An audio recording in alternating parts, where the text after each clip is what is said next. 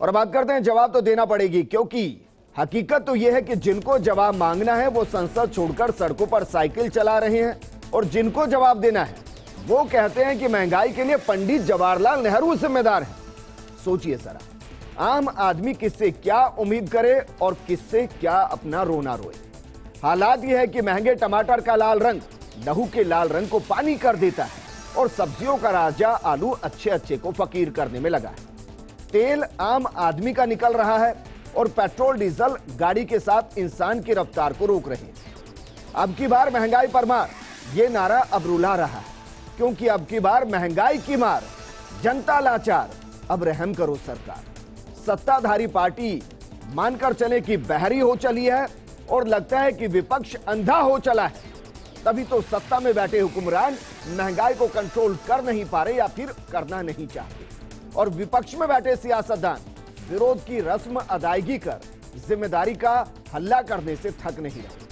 अब सवाल यही है कि जिंदगी कैसे जी जाए जब आमदनी तो 1 रुपया है, आमदनी रुपया है, लेकिन महंगाई इस जोर में बहु रुपया हो चली।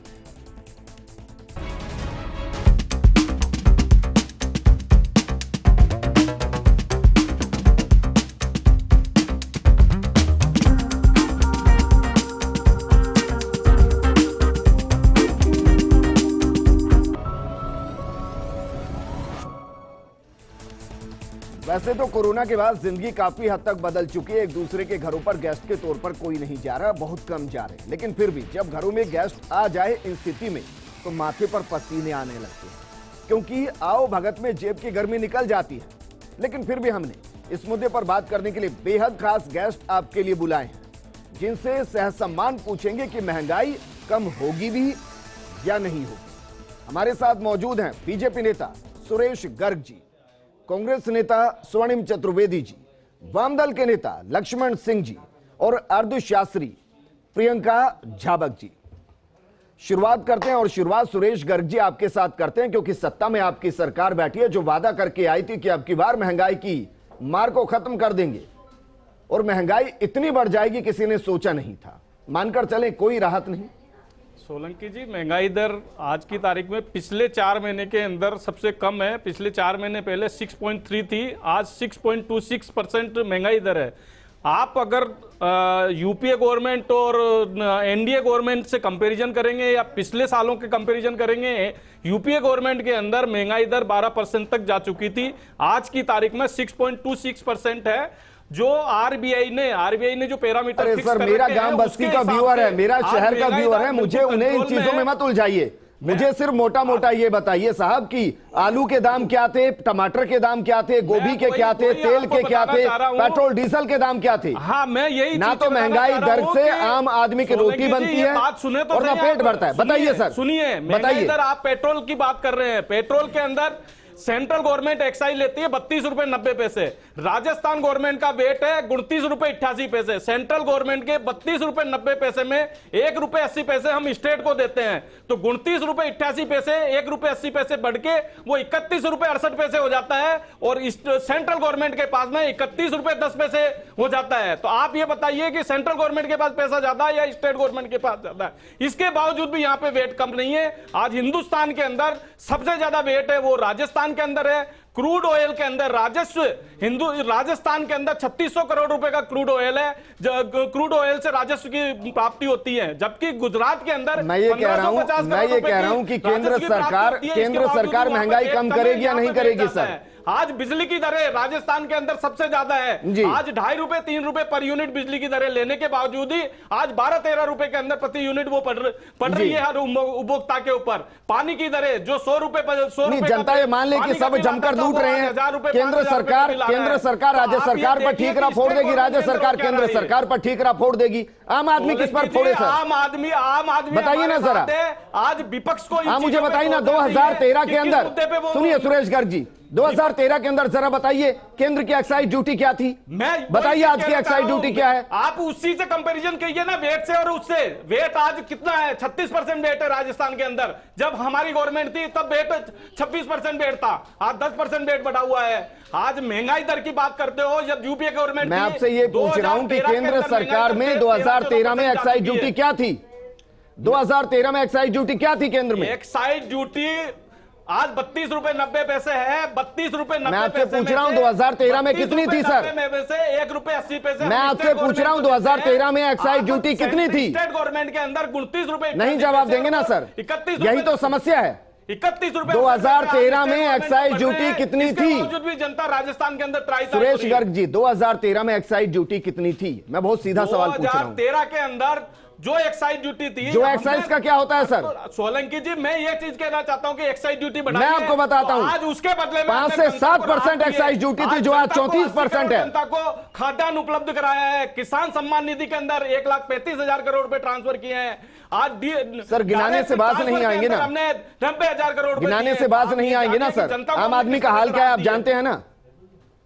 हो सकता है कि आपको पेट्रोल के दाम महंगे नहीं लग रहे हो सकता है आपको आलू प्याज टमाटर महंगा नहीं लग रहा हो सकता है तेल आपको महंगा नहीं लग रहे हो। बीजेपी है सर, अफोर्ड कर लेगी, आम आदमी थोड़ी ना अफोर्ड करेगा। सुरेश गर्ग जी, देखिए सोलंकी जी, मैं बार बार यही कह रहा हूं, महंगाई दर आज पिछले तुलना में कम है, 6.26 है। अरे सर कौन से पिछले के तुलना में, मुझे बताइए तो सही। आप ये बताइए ना, 6.26% है महंगाई दर, जो कि पिछले को आप मैं आपसे क्या पूछ रहा हूं, मैं आपसे पूछ रहा हूं आलू का रेट बताइए। कंपैरिजन करेंगे ना। अरे सर महंगाई दर से, सुरेश गर्ग जी, अच्छा ठीक है, आज मुझे बताइए, ठीक है, महंगाई दर में आज आपने क्या मिलाकर घर में सब्जी बनाई है? तो आप करेंगे सुरेश गर्ग, बेरोजगार दर, सुरेश गर्ग जी, सुरेश गर्ग जी, सुरेश गर्ग जी, नहीं सुनेंगे सर। मुझे ये बताइए, आज आपने महंगाई दर में 14% थी। आज आपने महंगाई दर में क्या बना मिलाकर तो रोटी बनाई है और क्या मिलाकर सब्जी बनाई है, मुझे बताइए सर। गैस सिलेंडर जो नॉन सब्सिडी वाला था, यूपीए गवर्नमेंट में 1241 रुपए का मिलता था, आज 836 रुपए का है। आप पिछले उससे कंपैरिजन करोगे ना, आप जब 1241 रुपए का सिलेंडर था, वो आज की तारीख में 836 रुपए का सिलेंडर मिल रहा है। तो आप और ये 800 रुपए का सिलेंडर अभी एक साल पहले कितने का मिल रहा था सर? को कंपैरिजन करोगे ना, 800 रुपए का सिलेंडर एक साल पहले कितने का मिल रहा था? राजस्थान के अंदर जनता किससे त्राही हो रही है? स्वर्णिम चतुर्वेदी जी, स्वर्णिम चतुर्वेदी जी, बीजेपी ये मानकर चल चुकी है कि महंगाई के लिए पंडित जवाहरलाल नेहरू जिम्मेदार है, बीजेपी जिम्मेदार नहीं है। अब मुझे ये बताइए कि कांग्रेस कर क्या रही है? देखिए विजेंद्र जी, मैं सुरेश जी की बातें जो सुनी मैंने, शायद जनता ने सुनी होगी, मैं अब इस पर टिप्पणी नहीं करूंगा, जनता को छोड़ता हूं मैं टिप्पणी करने के लिए। मैं एक छोटा सा आंकड़ा आपको देना चाहता हूं कि इस कोरोना महामारी में जब लोगों की नौकरियां चली गई, लोगों की कमाइयां कम हो गई, लोगों के काम धंधे बंद हो गए, उस स्थिति में जो राजस्व है पेट्रोल डीजल और रसोई गैस के माध्यम से, पेट्रोल प्रोडक्ट्स के माध्यम से, वो इस पिछले एक वर्ष में 88% अधिक प्राप्त किया। पेट्रोल डीजल रसोई गैस के दाम बढ़ा करके जनता को लूटने के अलावा बीजेपी सरकार ने और कुछ भी नहीं किया। केवल एक चीज बताइए, इस वक्त जब सबसे ज्यादा राहत की आवश्यकता है, जब लोगों को अपने पैरों पे खड़े होने की आवश्यकता है, अपनी जब सेविंग्स गंवा चुके हैं लोग, उस वक्त ये सब इनके दाम बढ़ा करके इनके से हुआ क्या? लोगों के, आम आदमी की थाली से जो है खाद्यान्न दूर हो गए। और आज अगर ये कहना चाहें कि साहब मुझे बताइए, आप अगर बोल ही रहे हैं तो मुझे बताइए, राजस्थान ने या राजस्थान के लोगों ने ऐसा क्या गुनाह किया है कि देश में दूसरे नंबर पर तो पेट्रोल सबसे महंगा ले और देश में तीसरे नंबर पर डीजल पर सबसे ज्यादा वैट राजस्थान में दे? क्या गुनाह किया है राजस्थान के लोगों? देखिए विजेंद्र जी, अगर कोई ये कहना चाहे कि राजस्थान में आज वैट बढ़ा है, तो राजस्थान में वैट तो हमेशा से इतना ही रहा है। और मैं आपको बताना चाहता हूँ, सुनिए सुनिए, नहीं आप ये कह रहे हैं कि एक ही थाली के चट्टे बट्टे हैं, जनता को कोई फर्क नहीं पड़ेगा। देश में, पूरे देश में, अरे वसुंधरा जी के टाइम में कम हुआ, कम ये बता देना, 10% वेट कम ये हुआ था चुनाव से 6 महीने पहले। और मैं आपको बताना चाहता हूँ विजेंद्र जी कि वैट से, क्या राजस्थान के वैट से पूरे देश में पेट्रोल के दाम बढ़ गए? क्या रसोई गैस के दाम 400 से 850 हो गए? अगर राजस्थान की बजाय पूरे देश में हो गए तो अलग बात है, पूरे देश में खाद्यान्न आते हैं, या तो एक साइड रही है या फिर दूसरी साइड रही है। ऐसा नहीं है कि जब राजस्थान के मुद्दे आएंगे तो वसुंधरा जी से कंपेयर करने लगेंगे, जब केंद्र का मुद्दा आएगा तो आप बताएंगे ही नहीं कि एक्साइज ड्यूटी आपने कितनी बढ़ा दी है। देखिए मैं बताता हूं विजेंद्र जी, मैं बताता हूं, बताइए 2013 के मुकाबले कितनी एक्साइज ड्यूटी बढ़ाई है? ये आज को छोड़िए, 3 रुपए डीजल पे वैट हुआ करता था, आज कितना है? 32 रुपए और 9 रुपए पेट्रोल पे वैट हुआ करता था, आज होता है 36 रुपए। वाकई बताइए सुरेश गर्ग जी, वाकई में जनता को बेवकूफ समझते हैं सर? 7 साल की बात करो, 2 साल की बात करो। स्वर्णिम जी रुकिए, सुरेश गर्ग जी, वाकई में जनता को बेवकूफ समझते हैं सर कि उनके सामने कुछ भी कहेंगे, कैसे ही कहेंगे, प्रोग्राम का टाइम खत्म करेंगे और चल देंगे? मैं आपसे पूछ रहा हूं 2013 में, फिर पूछ रहा हूं, बताइए कितनी एक्साइज ड्यूटी थी सेंटर की और आज कितनी कर दी है? फिर मैं आपको मौका दे रहा हूं, मैं वही बताइए। चीज कह रहा हूं कि सेंट्रल गवर्नमेंट की एक्साइज ड्यूटी 2013 के अंदर 4 रुपए या 5 रुपए जो भी होगी, आज 32 रुपए 90 पैसे है। मैं अब ये कहना चाह रहा हूं गुना बढ़ी? 32 रुपए 90 पैसे है। कितना गुना बढ़ी? अरे तो वो मैं ये चीज बता रहा हूँ, आज देश के विकास के लिए रेवेन्यू की जरूरत यही तो होती है। बात खत्म हो देश के जाती है विकास सर। के लिए रेवेन्यू की जरूरत आम होती आदमी है। भूखा मरे और आप देश का विकास क्यों नहीं करें? कांग्रेस ये नहीं चाहती कि इसको जीएसटी के अंदर लाया जाए? क्यों नहीं? ये अरे क्यों हमने नहीं? तो मांग की है। कांग्रेस कौन क्या बात होती है? करते हैं? कांग्रेस लगातार मांग कर रही है। ये और केंद्रीय मंत्री बहुत कहते हैं अच्छे, कि जीएसटी में नहीं बहुत लेना। अच्छे, ठीक है, आप लाइए ठीक है। प्रियंका झाबक जी हमारे साथ हैं और देव शास्त्री दोनों रुक जाइए सर। अरे हम विरोध क्यों करेंगे? हम तो अरे रुक जाइए सर, दोनों रुकिए। प्रियंका झाबक जी हमारे साथ है। कमाल की बात देखिए, जब ये पूछा जाए कि महंगाई क्यों बढ़ रही है तो बीजेपी एक नेता कहते हैं कि पंडित जवाहरलाल नेहरू की वजह से आज बढ़ रही है। सुरेश गर्ग जी से पूछे तो कहेंगे विकास होगा। आम आदमी भूखा करे, कौन सा विकास होगा, समझ से परे है। प्रियंका झाबक जी, जनता ये पूछना चाहती है मैम कि कोई फर्क नहीं पड़ता, महंगाई दर कितनी कम हुई, कितनी ऊपर हुई, टमाटर कितने सस्ते हुए, आलू कितना सस्ता हुआ, पेट्रोल डीजल कितना सस्ता हुआ, ट्रांसपोर्टेशन कितना सस्ता हुआ। आम आदमी के लिए महंगाई का मतलब यह है। महंगाई कम होगी या नहीं होगी मैम? बिल्कुल बिल्कुल बिल्कुल विजेंद्र जी, आप बिल्कुल सही कह रहे हैं कि हमारी जो सरकारें हैं उनकी जो नीतियां हैं वो सही नहीं हैं। मैंने पहले भी आपके चैनल के माध्यम से आग्रह किया था, राजस्थान सरकार से भी और केंद्र सरकार से भी, कि जिस तरीके से महंगाई बढ़ रही है ये आम आदमी की जेब पे बहुत बड़ा भार दे रही है। आज गैस की कीमतें बढ़ रही हैं, पेट्रोल और डीजल की कीमतें के तो पूछो ही मत आप। एंड पेट्रोल और डीजल की कीमत अगर बढ़ती है तो ये विशिष्ट सर्कल है, वो आपकी सारी चीजें, दाल, आटा, घी, तेल, सब कुछ बढ़ जाता है, क्योंकि ट्रांसपोर्टेशन इज द मीडियम जी, यू नो गेट थिंग्स एक जगह से दूसरी जगह, और वो चीज आती है।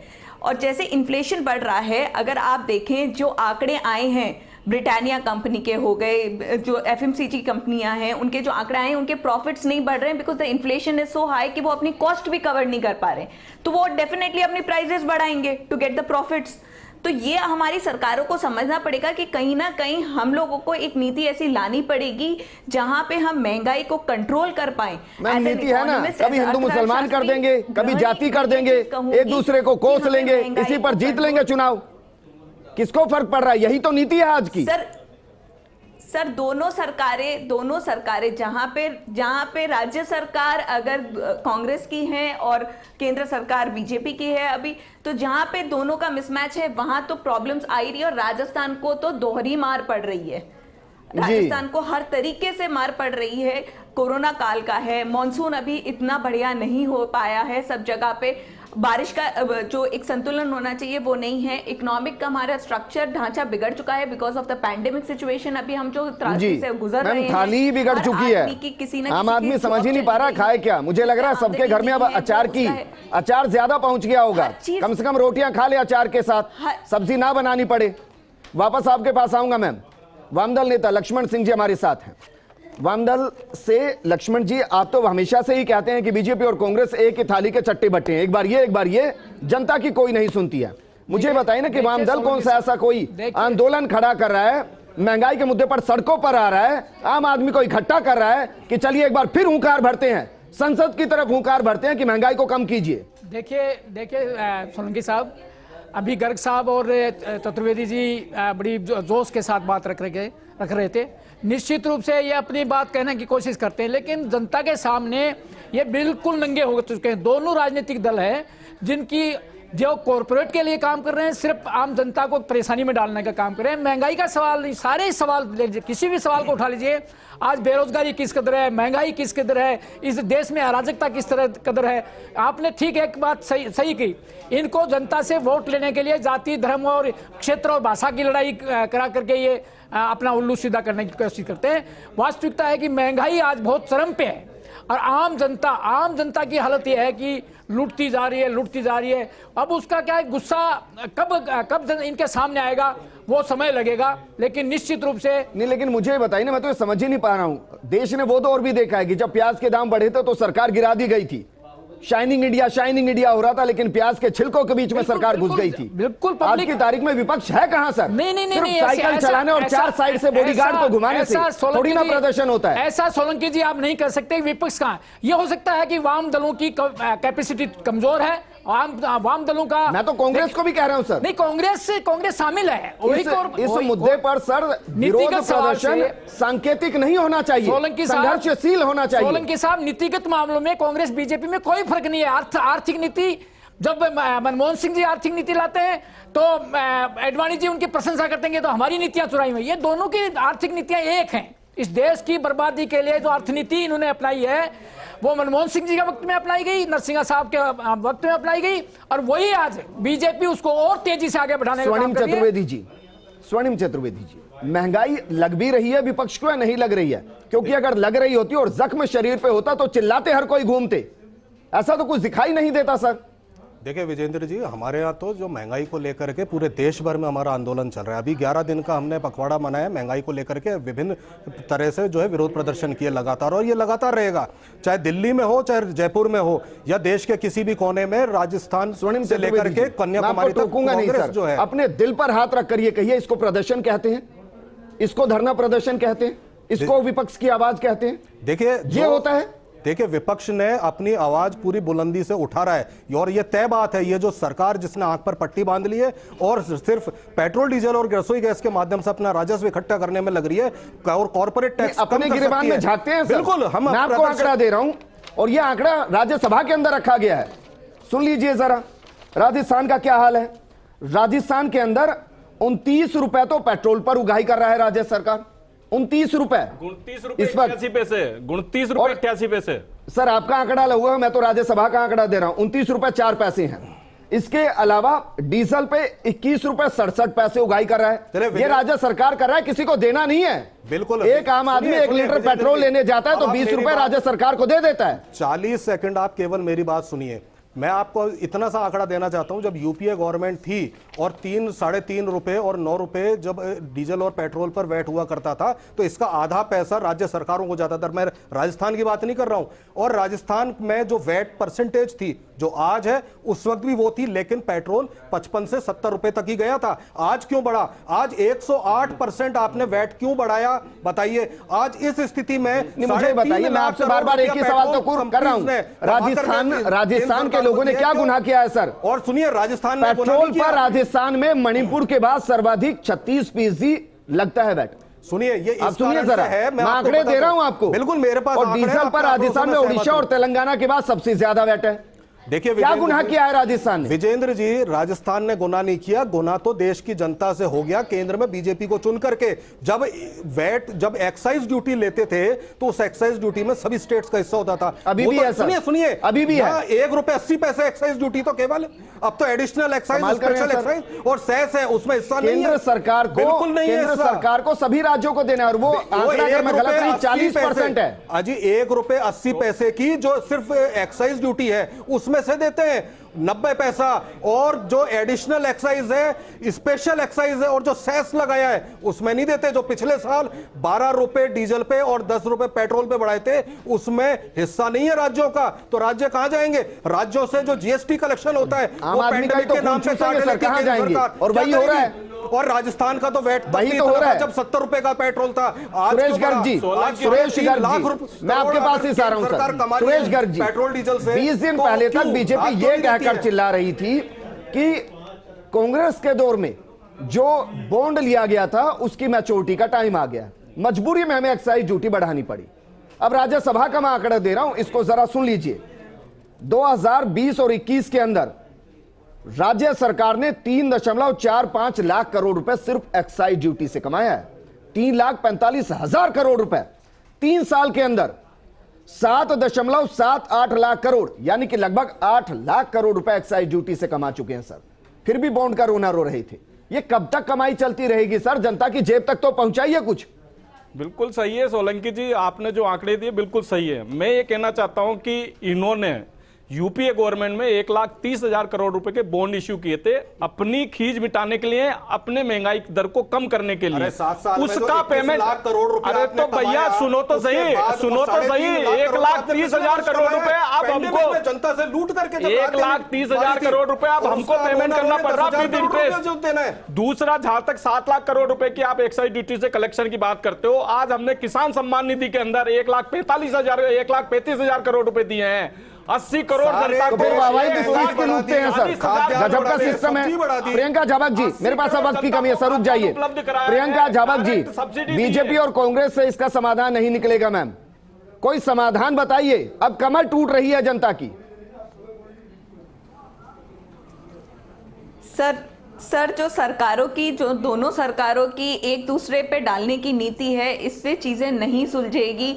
आप अगर ये समझे कि अभी हम कोरोना की दूसरी लहर से उभर भी नहीं पा रहे हैं और तीसरी लहर का अंदेशा है, हमें लोगों की जेब को राहत देना पड़ेगा, नहीं तो हम लोग एक बहुत बहुत पिछड़े वर्ग में चले जाएंगे, जहां हम वापस संभलना बहुत मुश्किल हो जाएगा इकोनॉमिकली, हर घर के लिए। क्योंकि एम्प्लॉयमेंट की बात करें तो एम्प्लॉयमेंट का कोई तरीका नहीं दिख रहा है, नए निवेशों की बात करें तो नए निवेशों का कोई तरीका नहीं दिख रहा है। अगर हम आज लोन इंटरेस्ट रेट्स बढ़ाएगी गवर्नमेंट, इन्फ्लेशन रेट बढ़ेगा तो इंटरेस्ट रेट बढ़ेगी। तो हमें एक नीति लानी पड़ेगी जहां पे हम दोनों सरकारें एक दूसरे के साथ मिलकर हाथ में हाथ डालकर चले, क्योंकि ये हमारे देश का सवाल है, देश की जनता का सवाल है। अभी जनता की सुध अगर मैम कोई ले ले तो फिर कहना ही किस बात का है। लक्ष्मण सिंह जी, फाइनल कमेंट मैं आपसे चाहूंगा सर, 10 सेकंड में। ये नहीं कुछ किया जा सकता है या नहीं किया जा सकता? आम आदमी को ऐसे ही रोने के लिए छोड़ दिया जा जाए? सकता है। इन सरकारों का पतन होगा तो ही इस देश के अंदर कोई नई व्यवस्था बनेगी, तो ही संभव है। अन्यथा ये दोनों एक दूसरे पे डालते हैं और ये इस देश की अर्थनीति, मैं कह रहा हूं अर्थनीति पे समझने की बात है कि इस देश की अर्थव्यवस्था को किधर ले जा रहे हैं। सिर्फ कॉर्पोरेट के पक्ष में, बड़े बड़े लुटेरों के पक्ष में ले जा रहे हैं।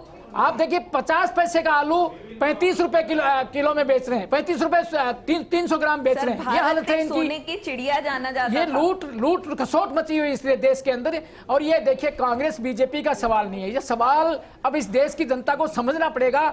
ये इनकी नीतियां तो यही रहेंगी कि आम आदमी की जेब से जितना खींचा जाए खींचा। अब तो देखिए हमारे बच्चे कुपोषण से मर रहे हैं, महिलाएं कुपोषण की शिकार हैं। और सर तभी तो हम प्रोग्राम कर रहे हैं, लेकिन समाधान कोई दे तब तो ना। नहीं, समाधान जिसको हम अर्थनीति कहते हैं, मुझे तो अनर्थ नीति नजर आती है। समाधान इनका यही है। शुक्रिया हमारे साथ जुड़ने के लिए सुरेश गर्ग जी, आपका भी शुक्रिया। स्वर्णिम जी और प्रियंका जी, आपका भी शुक्रिया चर्चा में शामिल होने के लिए। सरकार को अब देखना चाहिए कि आम आदमी की जेब में अगर रुपया जा रहा है तो महंगाई वही रुपया हो चली है, कंट्रोल नहीं हो रही है, आम आदमी की कमर टूट रही है। दिक्कत यह है कि जो विपक्ष में बैठे हैं वो सांकेतिक प्रदर्शन करते हैं, धरना देते हैं, वो भी सरकार पर दबाव नहीं बना पा रहे। और सरकार इस वक्त जनता की तरफ कितना देख रही है, ये इस महंगाई को देखकर आप समझ सकते हैं।